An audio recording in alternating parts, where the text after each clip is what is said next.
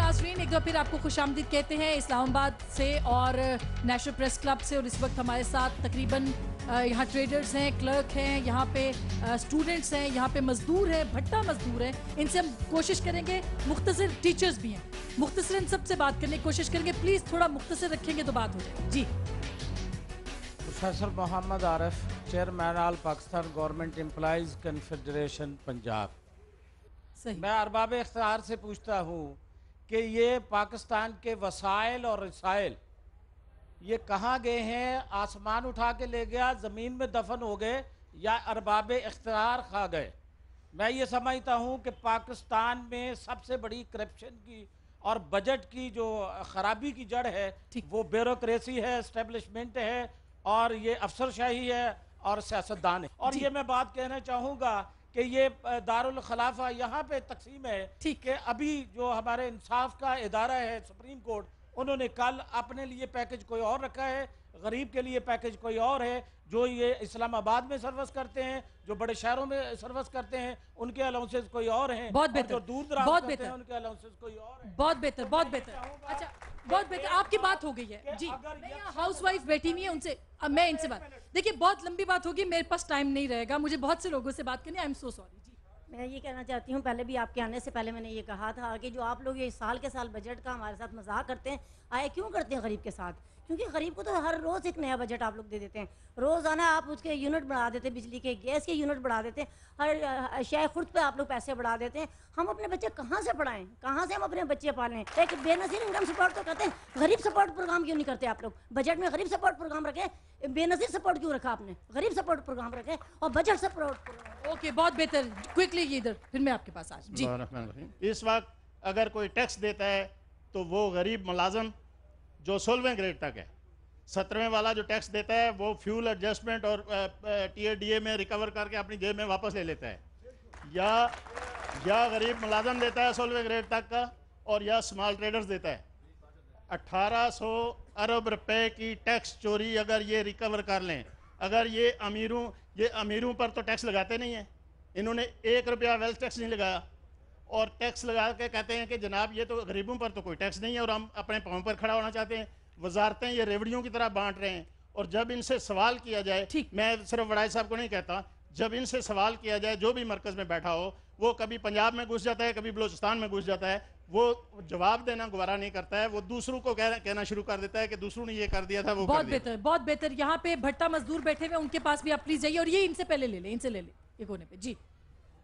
जल्दी से क्विकली, मैं चाहूंगी छोटा रखें। मेरा ताल्लुक लेबर पार्टी पाकिस्तान से है। मैं ये समझता हूँ कि हमें इस हकीकत की तरफ आना चाहिए कि पाकिस्तान के अंदर इस वक्त जो सिस्टम है, इस निज़ाम के अंदर सिर्फ 2% तबका सरमायादारों, जागीरदारों और फौजी जर्नलों के ऊपर मुश्तमिल है। 98% जो लोग हैं वो गरीब किसान हैं, मजदूर हैं, आरी हैं, तालिब इल्म हैं, और कुचला हुआ जो है भट्ठा मजदूर है। हम ये समझते हैं कि आज का जो बजट है इसमें 98% लोगों के लिए कुछ नहीं है, इसमें सिर्फ 2% लोगों के लिए है। और अब इस मुल्क के अंदर सिर्फ एक ही हल है, और वो कोई बजट नहीं है, वो इनकलाब है। जब तक इनकलाब नहीं आएगा, ये 98% लोग बाहर नहीं आएंगे। हम नहीं समझते कि ये बजट जो है इस मुल्क के मसले हल कर सकते हैं। हम ये समझते हैं कि कोई पैसा अवाम पे नहीं जा रहा है। मजदूर को 7000 रुपया तनख्वाह दे के ये कहते हैं कि इसमें गुजारा करो, जो इनके कुत्तों के जो है ना एक दिन की जो है खुराक है। तो इस मुल्क के अंदर ये मसला हल नहीं हो सकता। मैं बिल्कुल आपकी बात समझती हूँ, मैं समझ सकती हूँ आपकी बात। इधर मेरे भाई के पीछे भट्टा मजदूर जो है, इनसे बात कीजिए जल्दी से। मैं इतनी देर में बात कर लूँ जरा। मैं हारून अख्तर साहब और खुर्रम दस्तगीर साहब क्विकली चाहूंगी कि सॉल्यूशंस क्या है, क्या हो सकता है? ये जो कह रहे हैं ये सब इसको अवॉइड करके हो सकता है। सॉल्यूशन वो है, आपने कहा पैसा कहां से आएगा। FBR, हमें किसी के ऊपर वाकई कोई नया टैक्स लगाने की जरूरत नहीं है। FBR पहले ही जो 100 रुपया टैक्स वसूल करना होता है उसका सिर्फ 21 रुपए वसूल करता है, 79 रुपए वसूल ही नहीं करता। वो करप्शन की नजर हो रही है। वहां से पैसा आएगा। पैसा आएगा जब आप बिजली की और गैस की चोरी रोकेंगे पूरे मुल्क में, वहां से। क्योंकि होता यह है, आपने जिक्र हुआ डिफेंस बजट का, 494 रुपए का डिफेंस बजट है, लेकिन 400 अरब रुपए हमने अभी पेप्को को देने हैं, हमने पाकिस्तान स्टील को देने हैं, हमने PIA को देने हैं। वहां पैसा पाकिस्तान का जो जाया हो रहा है, जो जिसको हम आग लगा देते हैं उस पैसे को, हमें उस पैसे को बचाएंगे तो फिर शायद ये कर्जे लेने ना पड़े। और ये बात बिल्कुल गलत है कि इन्होंने फौरन कोई इमदाद नहीं रखी। कैरी लूगर बिल के 34 अरब रुपए इनके बजट में शामिल हैं। इनके बजट में फ्रेंड्स ऑफ पाकिस्तान के 33 अरब रुपए शामिल हैं। तो ये कहना है कि तो लग सकता था ना। मैं जल्दी से उनसे ले लूं, बात कर लूं फिर। जी, भट्ठा मजदूरों के लिए हवाले से मैं बात कर रहा हूँ। पाकिस्तान भट्ठा मजदूर यूनियन का पंजाब यूनियन सदर हूँ। तो बजट तो पेश तो सालों साल में होना चाहिए, ये तो रोज़ दिन ही बजट पेश हो रहा है, मगर मैं साल के अंदर का मैं कह रहा हूँ हमारे लिए क्या बजट पेश हुआ है। हमारे मज़दूरों के लिए, हमारे मज़दूरों को जो रेट मिल रहे थे, जो गवर्नमेंट ने जो रेट मुकर्रर किए थे, 517 रुपया ईंट बनाने वाले का, शोबे तो काफ़ी हैं, वो आज तक पूरे पाकिस्तान में 340 350 से ऊपर पूरे पाकिस्तान में नहीं मिल रहा, जिस पे मैंने एहतजाज भी किया, जिसमें मैं जेल में भी गया हूँ। ये तो आपका वोटर है ना, मजदूर तो आपका वोटर है ना, पाकिस्तान पीपल्स पार्टी का। इनकी बात कौन सुनेगा? हमें कोई जो है ना रिलीफ ना हुकूमत से मिल रही है, ना कानून से मिल रही है, ना भट्ठा मालिकानों से मिल रही है। अगर हम आवाज़ आज उठा रहा हूँ, कल का मेरा कोई पता नहीं है, कल मेरे साथ वो क्या होगा ये भी मैं बता दूं, और ये मैं बिल्कुल गारंटी के साथ कह रहा हूँ। ये भी कल का कोई मेरा पता नहीं है, कल मेरे साथ वो क्या कह रहे, क्योंकि मैं आज खुल के बात कर रहा हूँ।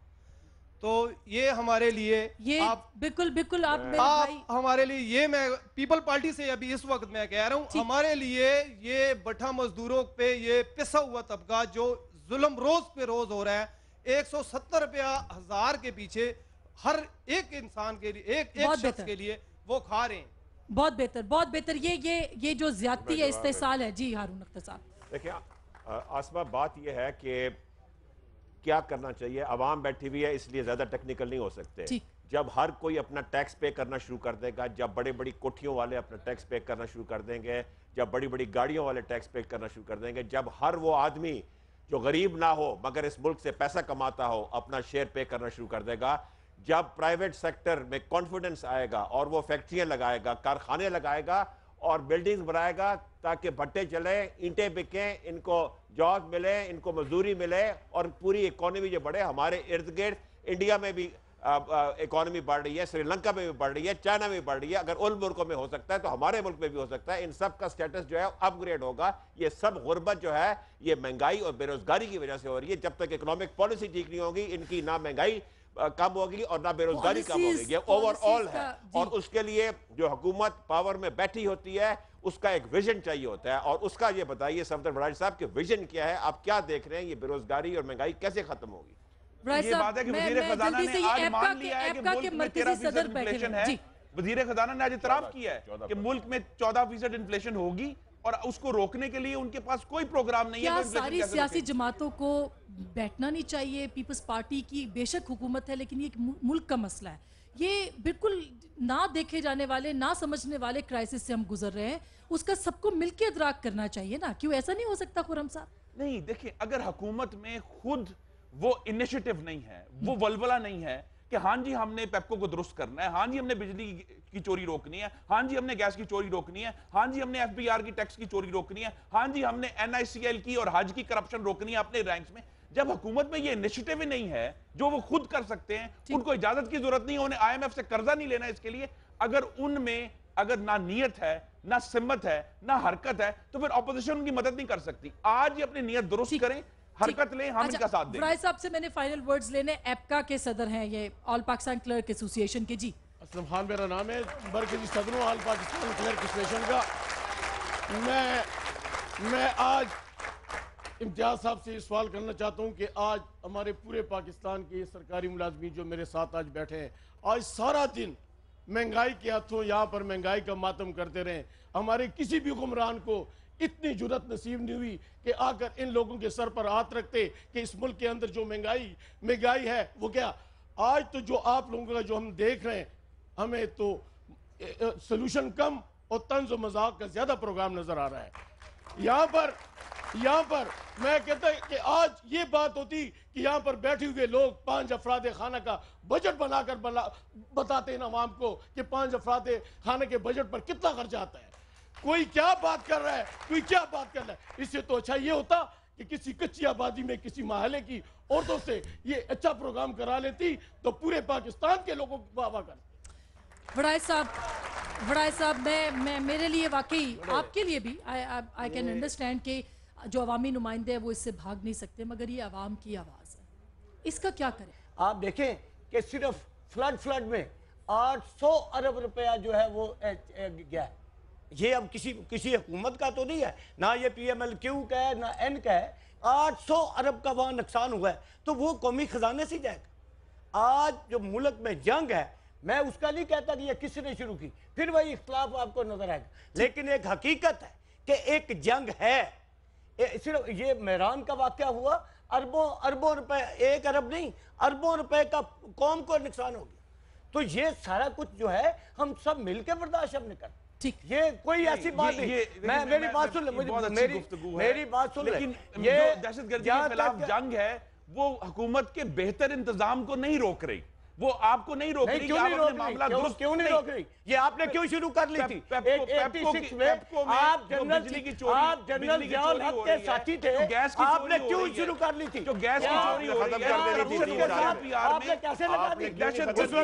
आप लोग बेहतर इंतजाम से नहीं रोक रहे। असल तो ये है, नहीं मेरी पाकिस्तान में कोई डेफिसिट नहीं है, पाकिस्तान में सिर्फ गवर्नेंस का डेफिसिट है। There is one deficit. आखिरी मेरा मैसेज है कि आपने सब पार्टियों को देख लिया, आइंदा वोट आंखें खोल के और कान खोल के दीजिए, वरना फिर 5 साल के लिए भुगतते रहेंगे। तो आपकी वजह से हो रहा है कि आपने जंग शुरू कर दी थी। क्यों कर दी थी? बहुत शुक्रिया, बहुत शुक्रिया।